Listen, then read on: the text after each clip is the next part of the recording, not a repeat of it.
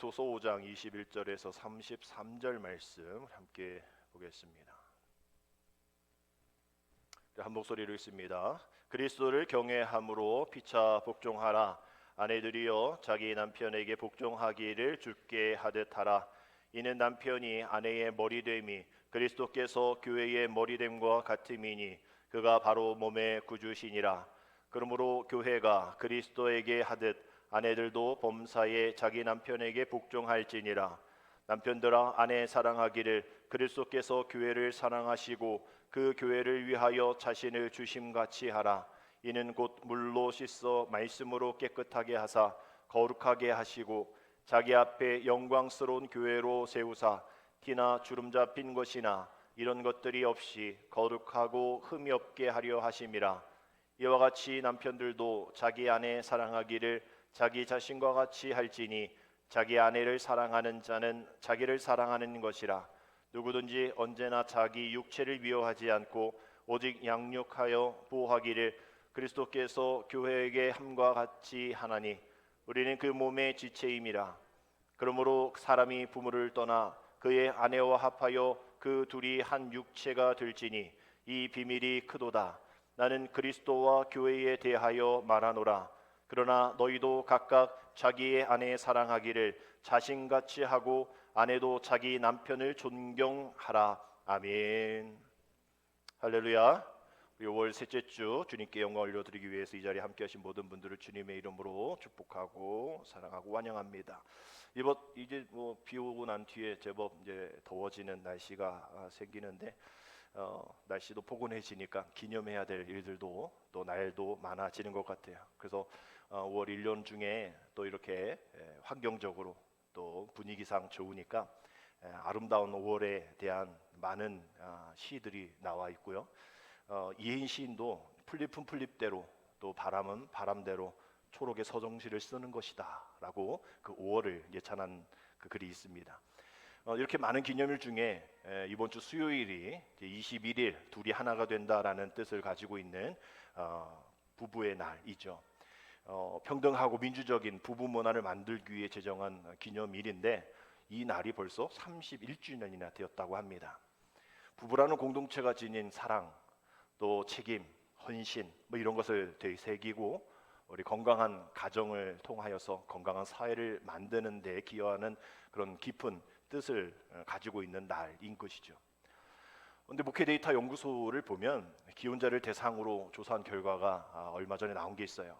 보니까 기혼자를 대상으로 지난 1년 동안 이혼을 생각하신 그러한 분들은 얼마나 됩니까? 라고 물어봤더니 27%, 즉 4명 중에 1명 정도가 이혼을 생각해봤고 그 중에 몇 퍼센트 되지 않지만 4%, 2%, 3% 안에서 정말 심각하게 이혼을 생각해보고 그렇게 지내왔다라고 얘기를 하는 조사 결과가 있었어요.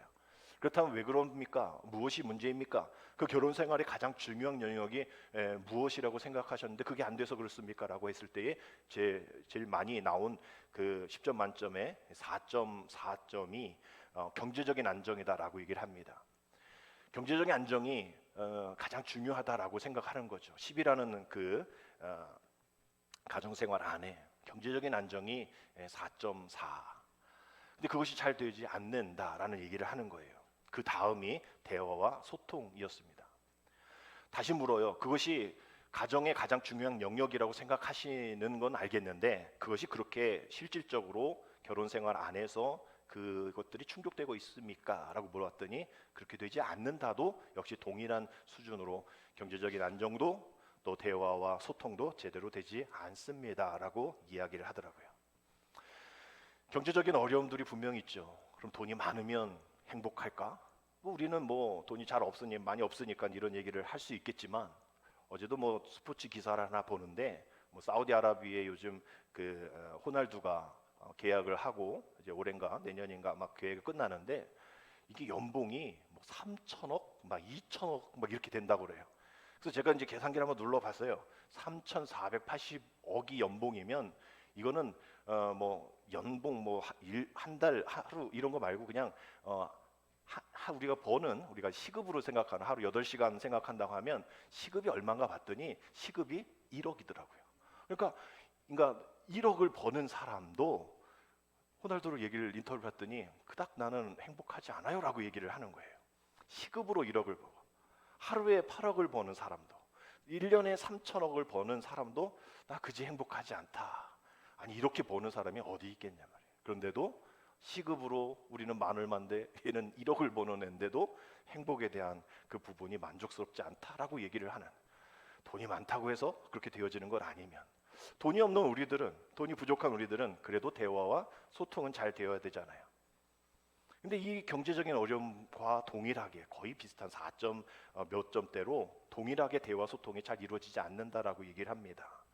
이 이야기 중에 제3자 퇴행 논변이라는 그러한 철학적인 어떤 그 정의가 하나가 있는 것을 보게 되었어요. 제3자 퇴행 논변이라는 거예요. 이게 뭐 어려운 철학적 용어 같지만 어렵지 않아요. 쉽게 얘기하면 두 부부가 길에서 말다툼을 합니다. 뭐 이해관계가 있겠죠. 그러니까 우리도 그런 얘기 하잖아요. 길을 막고 물어봐. 누구 얘기가 맞나? 근데 우리는 사실 길을 막고 물어보진 않죠. 근데 정말로 물어보는 사람이 있다고 치면, 누군가가 그 사람이 지나가면, C라는 사람이 이제 지나가면 그 상황 설명 듣고 아내분 말이 맞는 것 같아요라고 남편한테 얘기를 하면, 아 그렇습니까? 아 그럼 내가 알겠습니다. 내가 부인 말을 잘 듣겠습니다라고 얘기하는 사람이 없다는 거죠.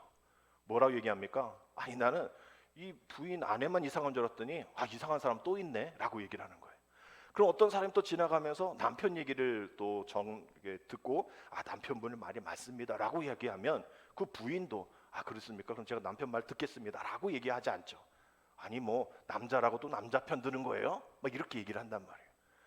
그러면 이 제3자로 내가 그 3자를 통해서 내 말이 맞다라고 인정하는 게 누구에게도 그게 해당이 되어지지 않는다라는 거죠. 결국은 법으로 가는 거죠. 그럼 법으로 가서 그 법원 안에서 그게 또 판사가 이렇게 하십시오 저렇게 하십시오라고 얘기하면 그거 듣냔 말이에요. 안 하죠. 또 상고도 하고 너 뭐 그렇게 나를 이상한 사람 만드네, 내가 언제 그랬어, 증거 대봐. 더 큰 싸움이 되어지는 겁니다. 결국은 이런 것이 왜 계속 반복이 되어지고 우리 가족 안에서 이러한 이 대화와 소통이 되어지지 않을까? 이 뇌과학자 정재승 교수가 늘 얘기하는 것 중에 하나가, 지난주에도 그 뇌의 영역이 자기 영역과 타인의 영역이 있다라고 얘기를 하면서 또 이런 얘기를 합니다.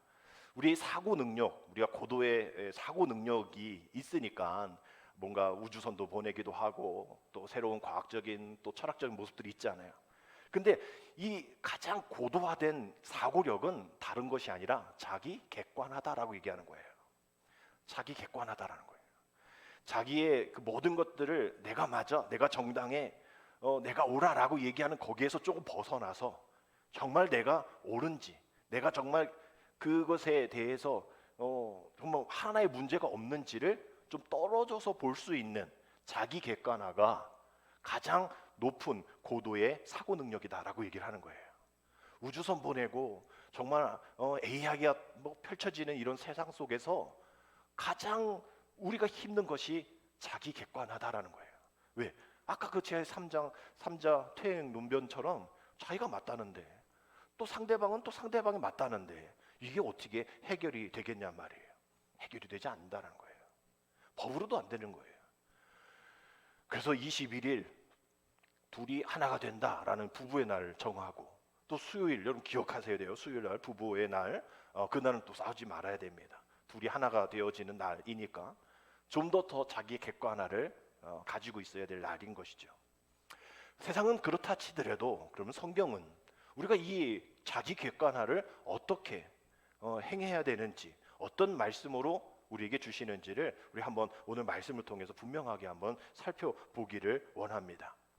우리 자기 객관화에 대한 정확한 그러한 하나의 말씀은 우리가 오늘 마지막 읽었던 33절의 말씀입니다. 이것이 바로 자기 객관화인 것이죠.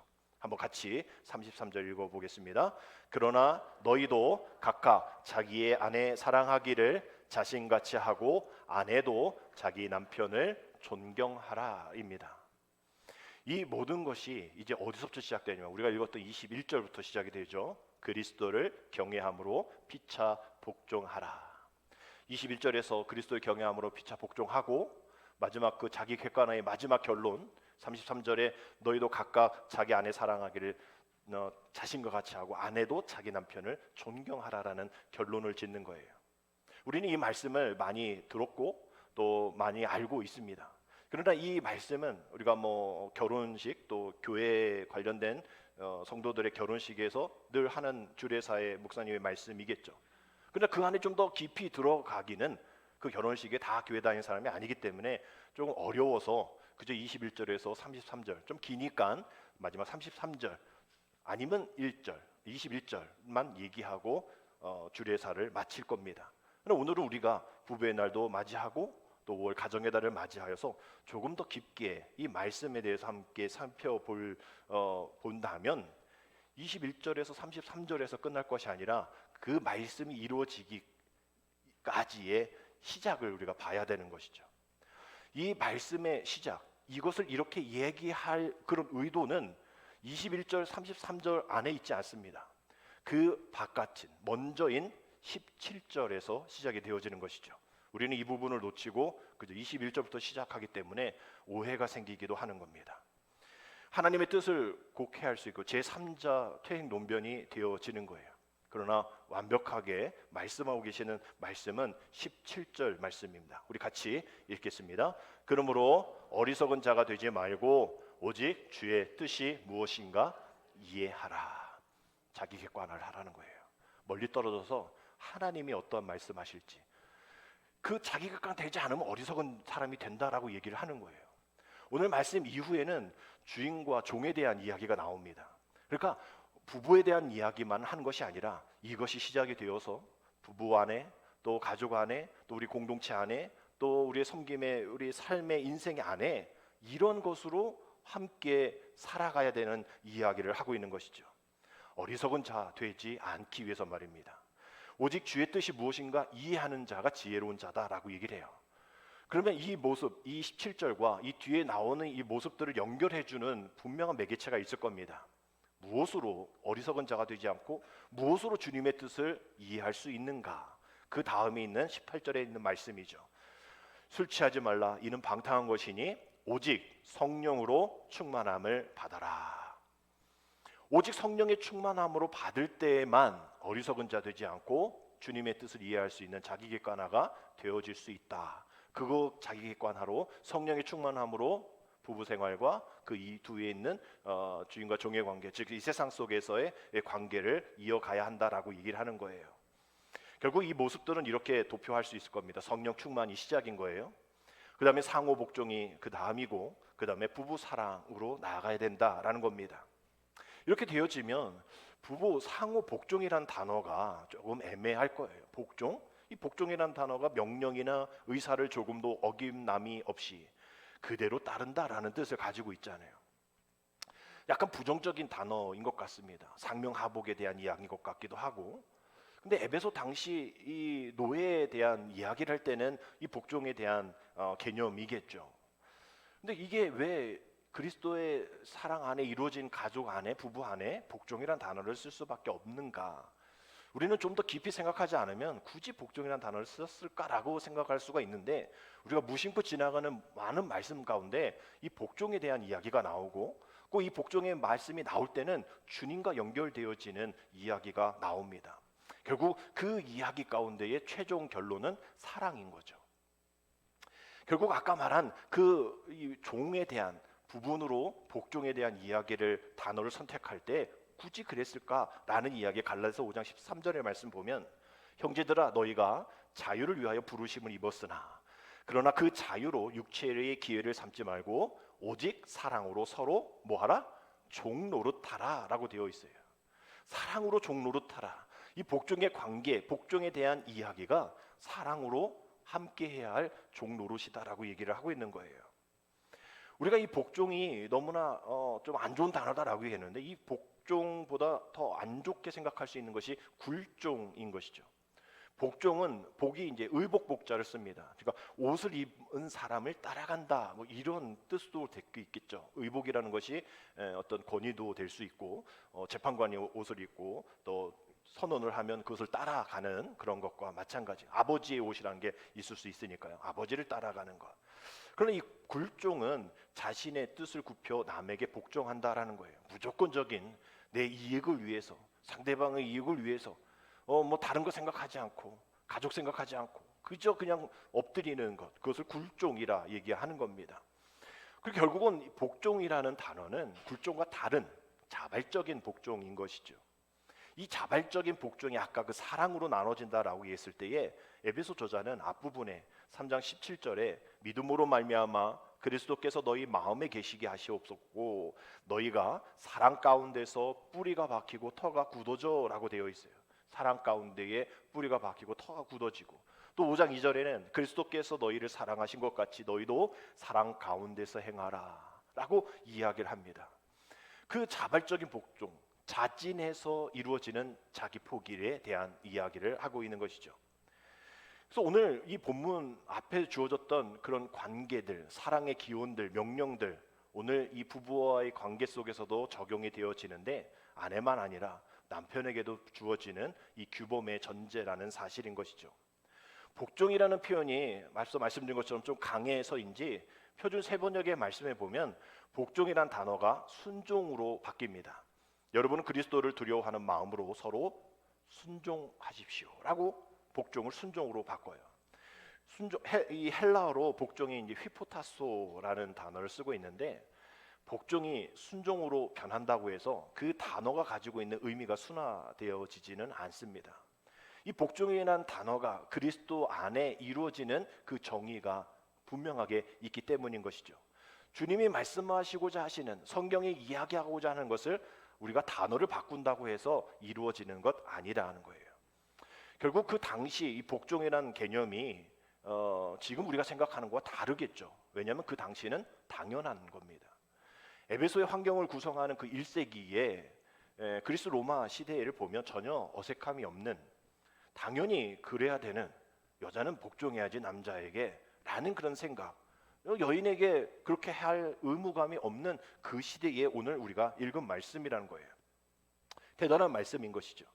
그 당시에는 그 지식층들이 여성을 생각하는 그 개념이 어떤 개념이냐면 늘 기도의 제목, 감사의 기도 제목을 글로 적을 때에 빠지지 않는 문구가 하나 있습니다.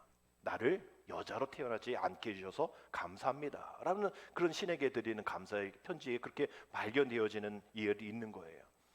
뭐 바울과 거의 비슷한 그 알렉산드리아 학파의 필로라는 사람도 여인은 무조건 그냥 집에 있고 집안일만 하면 바람직해 라고 이야기하고요. 다른 어떤 학자들은 이렇게까지 얘기합니다. 선을 행하는 그러한 여인이 있다고 치자. 그러나 그 선을 행한 여자랄지라도 남자의 사악함보다 낫다라고 얘기를 하는 거예요. 아무리 선을 행해도 남자의 사악함보다는 이게 더 높이 올라가지 못한다라는 거예요. 그 남자는 사악해도 되고 여자는 아무리 선을 행해도 그 사악함 넘지 못한다라는 그러한 수치를 주는 불명예스러운 이야기를 여성에게 하고 있었던 것이 그 당시 이야기인 것이죠. 결국 이 복종에 대한 단어가 우리가 남자에게 복종하라, 남편에게 복종하라라고 생각하기 때문에 지금 우리가 조금 불편할 수 있는 그런 부분인데요. 원문에서는 우리가 22절 여기에 남편들에게 복종하라, 또 24절에 보면 자기 남편에게 복종하라라고 되어 있잖아요. 원문에는 복종이란 단어가 22절, 24절에 들어가 있지 않습니다. 그냥 끝나요. 아내들은 자기 남편에게 그리스도께 하듯 하라라고 끝나요. 복종이란 단어가 들어가 있지 않습니다. 또 마찬가지로 아내들은 모든 일에 남편들에게 행하라, 모든 일을 그리스도에게 행하듯 그렇게 행하라라고 이야기를 하고 있는 거예요.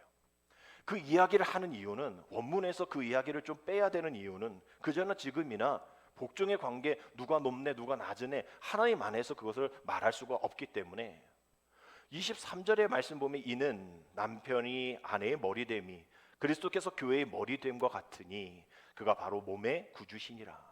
이 이야기를 하기 위해서는 복종이라는 단어를 22절, 24절에 넣을 수가 없는 거죠. 근데 우리 성경으로 번역이 되면서 이게 그 당시에도 남성 우성주의, 우월주의였으니까 여기 이제 넣었던 거예요.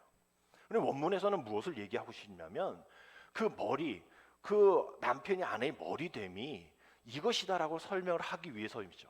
그리스도께서 교회의 머리됨 같이 예수 그리스도께서 교회의 머리가 되시고 그의 몸이 교회가 예수 그리스도의 몸이 된다라는 그 이야기를 하면서 남편과 아내의 관계를 설명하려고 했던 겁니다. 원래의 의미로는 이 말씀은 골로새서 1장 18절에도 나와 있죠. 그는 몸인 교회의 머리시라. 그가 근본이시요 죽은 자들 가운데 먼저 나신 이시니 이는 친히 만물의 으뜸이 되려 하심이라 라는 그런 말씀이죠. 그 주님의 이 머리 되심 또 그 교회의 몸 되심에 대한 이야기를 하면서 부부의 이야기를 하고 있는 겁니다. 지금이나 뭐 그때나 머리라고 하면 최고의 위치라고 얘기를 하겠죠. 근데 그 당시는 그보다 더 좀 넓었던 개념들을 갖고 있었습니다. 플라톤, 뭐 아리스토텔레스, 뭐 피타고라스 이런 학파 애들은 이 머리라는 것이 어떤 인간의 시작이라 생각하고 있었어요. 뭐 인간의 생식의 원천이다. 여기서 뭐 정제도 생성이 된다라고 생각을 하는 그런 개념이었어요. 그래서 심지어 물고기나 짐승의 머리 부분을 먹진 않았다고 합니다. 왜? 거기에서 우리 조상이 또 혹은 내가 거기에서 나올 수 있었던 거 아니냐라는 그런 가능성을 믿고 있었기 때문이죠. 그러니까 이게 머리라는 것이 아주 큰 의미를 가지고 있고 또 그것을 이 믿음의 사람들이 이해할 수 있게 머리라는 개념을 가지고 있었던 거예요. 또 이야기했던 겁니다. 근데 더 특이한 것 중에 하나는 뭐 지금도 유럽 여행하시다 보면 성당들이 되게 높은 곳에 뾰족하게 첨탑이 십자가가 그 위에 올라와 있죠. 건축학 어떤 방식의 한 형태가 아니라 그 당시 어떻게 하면 하나님께 더 가까이 또 하나님께 더 빨리 말씀을 받을까 해서 하나님이 하늘에 계시다는 생각 갖고 점점점 높이 올라간 것이 성당의 그런 높은 첨탑인 것이죠. 근데 그 건물적인 건 그렇다 치더라도 우리는 하나님으로부터 가장 먼저 그 말씀을 받고 은혜를 받고 축복을 받는 그런 곳이 어딘가를 생각해 보면 우리가 서 있는 우리의 머리, 하늘과 가장 가까운 곳에 있는 이 머리다라고 생각했던 그 시대였던 거죠. 그래서 이러한 모습이 그 머리라는 개념을 통하여서 이 성경이 이야기하고 싶은 것은 그렇게 우리가 어떤 최고 위치로만 끝나는 것이 아니라 그 당시 생각하고 있었던 그 시작점, 근원이 머리고 가장 축복을 먼저 받는 그러한 곳, 그러한 머리이니까 그 머리가 중요하고 그 머리가 그 중요함으로 끝나는 것이 아니라 흘러내보내야 되는, 공급해야 되는 그런 막중한 책임이 있다라고 이야기를 하면서 25절에 그 머리인 그 머리가 되어지는 머리로 의미를 두는 남편들에게 하는 이야기인 겁니다. 25절에 보면 남편들아 아내 사랑하기를 그리스도께서 교회를 사랑하시고 그 교회를 위하여 자신을 주신같이 하라. 앞서 그냥 여인들에게는 복종이란 단어로 끝났는데 그 머리, 아까 말한 그 근원, 기원, 그 으뜸, 남편들에게는 주어진 책무가 의무가 너무나 많은 거예요. 뭐 부인들이 왜 나에게는 복종을 해야 됩니까? 라고 얘기하는 게 더 나아. 남편들은 아내 사랑하기를 어떻게 해야 되냐? 그냥 복종하라가 아닙니다. 그리스도께서 교회를 사랑하시고 그 얘기한 거잖아요.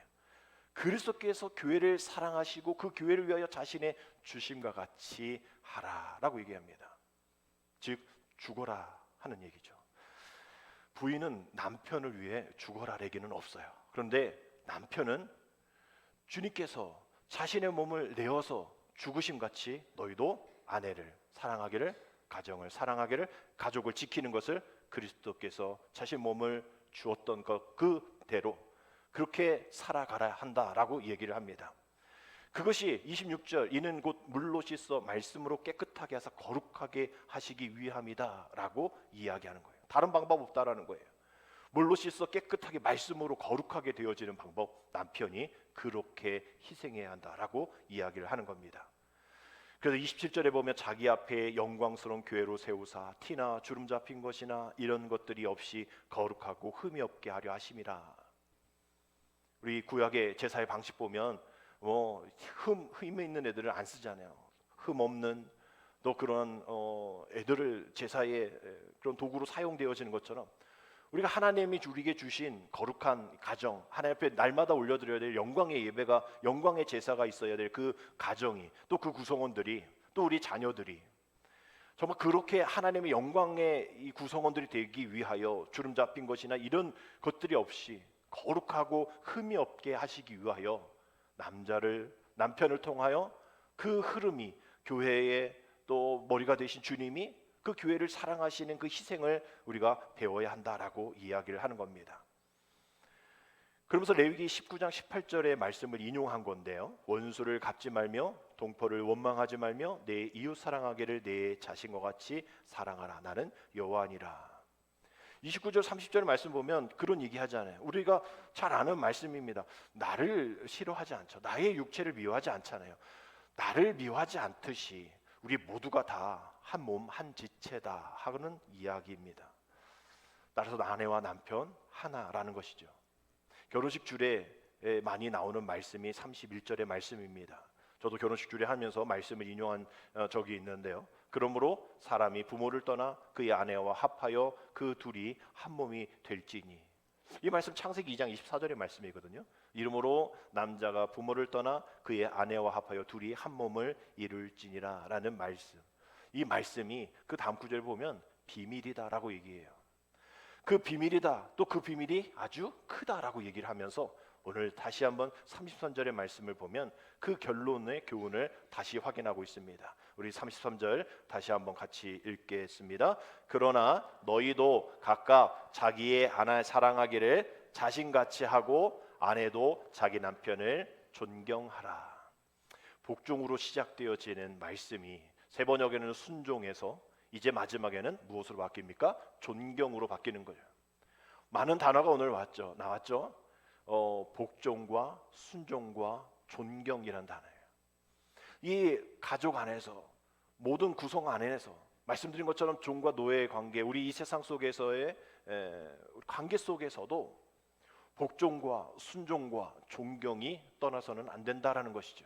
이것을 잘 간직하고 있어야 우리는 어리석은 사람이 되지 않고 이것을 잘 생각해야만 하나님의 뜻을 분별할 수 있게 된다는 거예요. 우리가 잘 못하기, 자기 객관을 하지 못하게 우리는 날마다 성령 충만함을 받고 살아가야 한다라는 이야기입니다. 생명 바치는 복종의 함이, 우리가 이 복종이라는 단어가 앞서 말씀드린 것처럼 굳이 이런 말씀에 들어가야 할까? 그러나 꼭 이런 말씀에 들어가야 단어가 바로 복종이었음을 우리는 보게 되어지는데요. 빌립보서 2장 8절의 말씀 보면 사람의 모양으로 나타나사 자기를 낮추시고 죽기까지 어떻게 하셨다? 복종하셨으니 곧 십자가에 죽으심이라.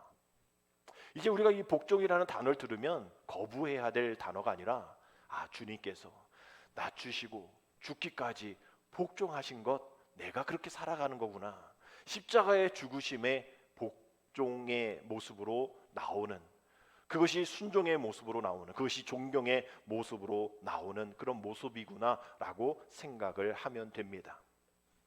우리 이렇게 부부의 안에 이 관계 속에서 믿음의 부부라면, 그래 내가 그 말씀 알지, 그래 예수 그리스도께서 낮추시고 죽기까지 복종하신 것 내가 알아 라고 믿음의 부부는 그렇게 인정을 할 수 있겠지만, 이건 뭐 믿지 않는 남편 아내를 둔 성도는 이거를 얘기하기가 어려울 거예요.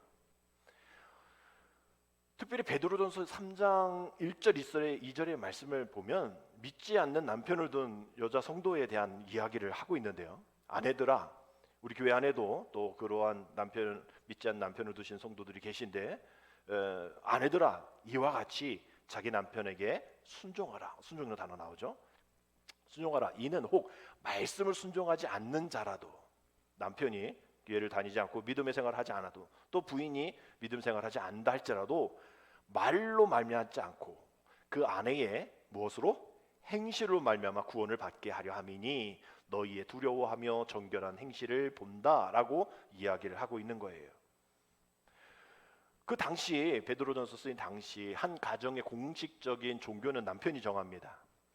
그러나 뭐 베드로전서 안에도, 성경 신앙 안에도 교회 여성들이 많이 왔다 갔다 했잖아요. 그러나 그 모든 것도 남편의 허락을 받아야 되는 것이죠. 가라 하면 가는 거고 가지 말라 하면 가지 말아야 되는 그런 모습 속에서 적극적인 동의가 없이는 믿음 생활을 지켜나갈 수 없는 그때에 그 남편의 믿음으로 돌릴 수 있는 그 남편의 얻음은 무엇일까? 분명 여기서는 어떤 다른 얘기하지 않고요. 말로가 아니라는 거예요. 뭐 예수 믿어, 당신 교회 가가 아니라 그 아내의 행실로 말미암아 구원을 받게 한다라고 이야기를 하고 있는 거예요. 성경적인 근본 원리가 그러한 모습이다라고 이야기를 한 거죠. 믿음으로 아직 성장하지 못한 그에게. 그래서 그 뒤에 나오는 3절 4절을 보면 이렇게 그 여인들에게, 믿지 않는 남편을 둔 여인들에게 이렇게 권면합니다. 말로가 아니라는 얘기를 하면서 행실인데, 너희의 단장은 머리를 꾸미고 금을 차고 아름다운 옷을 입는 외모로 하지 말고 오직 마음에 숨은 사람을 온유하고 안정한 심령에 썩지 아니할 것으로 하라. 이는 하나님 앞에 값진 것이니라 라고 나와 있어요. 그냥 뭐 치장을 하고 남편 앞에 좋은 옷을 입고 좋은 말을 하는 그런 외모와 말이 아니라 여기서 중요한 이야기를 하죠. 숨은 사람, 오직 마음에 숨은 사람, 그 숨은 마음, 믿음을 가진 그 순종과 복종과 존경의 그 마음, 드러나진 않지만, 그것이 밖으로 나오진 않지만 그 숨은 마음을 가지고 온유하고 안정된 심령에 썩지 아니할 것으로 해야 한다. 이것이 바로 하나님 앞에 값진 것이다라고 이야기를 하는 겁니다. 이 이야기하면서 뒤에 대표적인 여성을 사라라고 얘기를 해요. 근데 아브라함이 믿지 않는 사람이 아닌데 왜 사라로 했는지는 잘 모르겠어요. 하여튼 뭐 이방 여인이고 뭐 이렇게 했던 어려움 가운데 있는 것을 대표를 하는 것이라 생각합니다. 순종의 모습이죠. 그래서 사라가 아브라함을 주라칭하여 순종한 것 같이 너희는 성을 행하고 아무 두려운 일에도 놀라지 아니하면 그의 딸이 된 것이니라 라고 되어 있어요. 아무 두려운 일에도 놀라지 아니하면이라는 원문은 두려움을 일으키는 상황 가운데서도 두려워하지 않음으로라는 표현을 쓰고 있는 겁니다. 아까 말씀드린 4절에 오직 마음에 숨은 사람, 오직 마음에 숨은 사람은 어떠한 모습이어야 되냐? 두려움을 일으키는 상황 속에서도 두려워하지 않는, 남편의 핍박과 또 모든 환경 속의 어려움, 그런 속에서 행하는 그러한 행동들, 그것을 통하여서 남편이 그 하나님의 은혜 안에 나아갈 수 있다라는 이야기인 것이죠. 여기서 두려워한다. 두려움은 이렇게 하면 남편한테 이혼 당할 텐데 또 뭐 폭력을 당할 때 이런 두려움이 아니라 하나님 안에서의 두려움인 거죠. 하나님만을 두려워하는 그 믿음입니다. 다른 것 두려워하지 않는 거예요. 경제적인 어려움이 있어도 두려움, 뭐 어려움, 염려, 뭐 대화, 소통 되어지지 않다 할지라도 그것 두려워하지 않고 염려하지 않고 오직 하나님만을 두려워하여서 이 세상의 어떤 상황과 위험 속에서 동요하지 않는 그런 성숙함으로 안정된 그 여인을 바라보고 남편이 주님께 돌아오게 된다라는 이야기를 하는 겁니다. 잠언 31장 28절 30절에 이런 칭찬이 있어요. 그런 성숙한 여인, 그의 자식들은 일어나 감사하며 그의 남편은 칭찬하기를 덕행 있는 여자가 많으나 그대는 모든 여자보다 뛰어나다 하느니라. 고운 것도 거짓되고 아름다운 것도 헛되나 오직 여호와를 경외하는 여자는 칭찬을 받을 것이라. 믿는 남편을 둔 여인과 믿지 않는 남편을 둔 여인 할지라도 이런 말씀은 공통으로 믿음의 가정을 세워나가는 칭찬받는 여인의 이야기겠죠.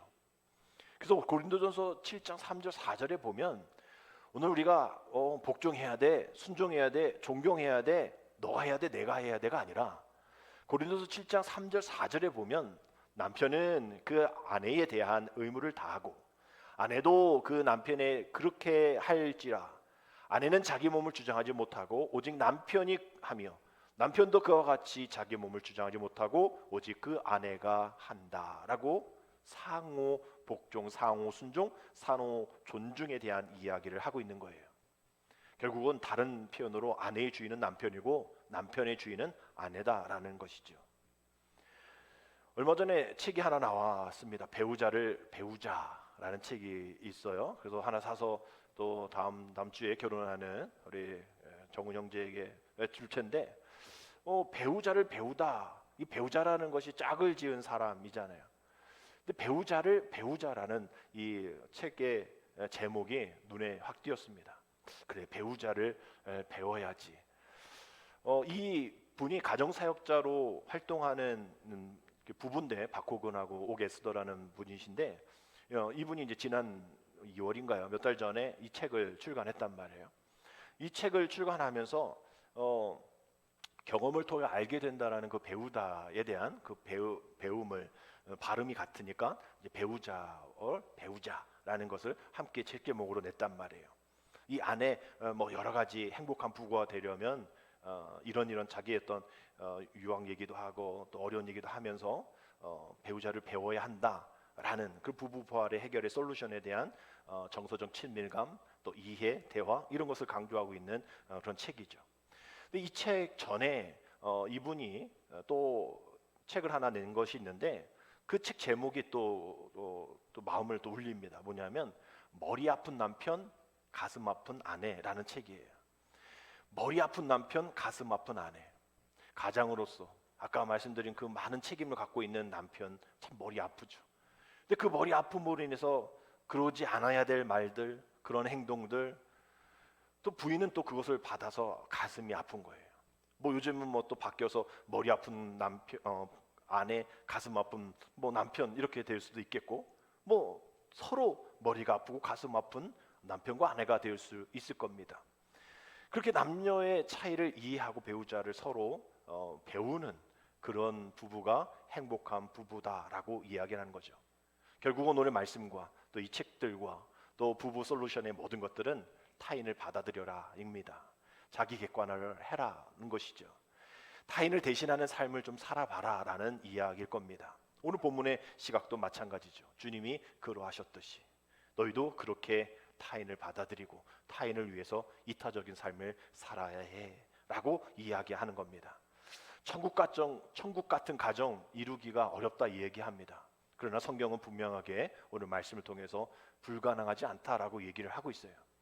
이렇게 하면, 어리석은 자와 같이 하지 않으면, 주님의 뜻을 헤아리지 아니하면 천국 같은 가정 이룰 수 없겠지만, 어리석은 자가 되지 않고 하나님의 뜻을 분별하여서 성령의 충만함으로 모든 것을 하나님의 은혜 안에, 사랑 안에 그리스도께서 교회의 머리가 되시고 우리가 신부가 되어서 그 몸의 교회가 되듯이 부부들이 십자가 안에서 복종하며 화합을 이루면 부부의 관계뿐만 아니라 이 세상 속에서의 모든 관계 속에서 또 교회 안에서의 목회자 성도의 관계 안에서도 화목을 이뤄낼 수 있는 천국 같은 가정, 천국 같은 교회 되어질 수 있는, 천국이 되어지지 못한다 할지라도 그와 같은 모습으로 살아내는 그런 애씀이 있는 가정과 교회가 될 수 있을 것이다 라고 이야기하고 있는 겁니다.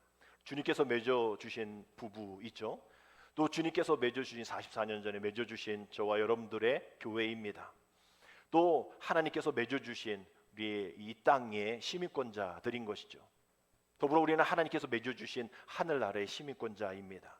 결국 이 모든 관계 속에서 화목으로 또 복종과 순종과 존경으로 나아가지 않으면 이루어질 수 없는 그 틈새를 노리며 그 간격을 벌리려고 하는 사탄의 개입이 충분하게 이루어질 수 있는 이 세상 속에 우리는 살아가고 있다라는 것을 기억하면서 우리가 매일매일 타인을 잘 받아들이고 또 대신하는 삶을 통하여서 적합한 하나님의 말씀이 무엇인지를 날마다 묵상하며 부부의 생활 속에서 또 우리 자녀의 관계 속에서 또 교회 안에서 또 우리 직장 안에서 하나님의 말씀이 어떻게 이루어질지를 잘 분별하고 하나님의 뜻이 어떻게 이루어질 수 있을지를 지혜로운 자로서 잘 생각하면서 그 뜻을 이루어 간다면 우리가 하루하루 우리가 살아가는 것이 지옥이라고 얘기하는 이 세상의 사람들에게 아니야, 우리가 하루하루 우린 천국을 살아갈 수 있어, 천국의 마음으로 살아갈 수 있어라고 우리가 전하며 행하며 살아갈 수 있으리라 생각합니다. 돌아온 한 주도 우리의 천국 같은 가정 세우기 위해 힘쓰시고 천국 같은 우리 교회 만들기 위해서 여러분 힘쓰시고 천국 같은 직장 되어서 여러분들이 계신 그곳에서 행하는 모든 말과 행위와 모든 사랑을 통하여서 하나님의 나라가 이루어지는, 천국이 이루어지는 귀한 삶을 살아가는 귀한 한 주 되어지기를 주님의 이름으로 축복합니다. 기도드립니다. 하나님, 교회와 그리스도의 관계 안에서 부부의 모습으로 우리에게 가르쳐 주시니 감사를 드립니다. 그리스도와 교회의 사랑을 깊이 묵상함으로 순종과 또 사랑과 존중이 피어나는 아름다운 가정 되어지기를 원합니다. 세상의 가치관을 내려놓고 하나님이 맺어주신 부부의 연약한 것을 다시 한번 힘써 지키며 거룩한 가정을 세워나갈 수 있도록 인도하여 주옵소서. 남편에게는 사랑과 섬김을, 아내에게는 존경과 지혜를 허락하여 주셔서 우리 가정이 사랑과 존경의 선순환으로 굳게 세워질 수 있도록 끝까지 지켜보호하여 주옵소서. 좋은 부모 되기 이전에 주님 앞에 좋은 남편, 좋은 아내로 살아갈 수 있도록 하나님 우리를 보호하여 주시고 인도하여 주옵소서. 예수님의 이름으로 감사하며 기도드립니다. 아멘.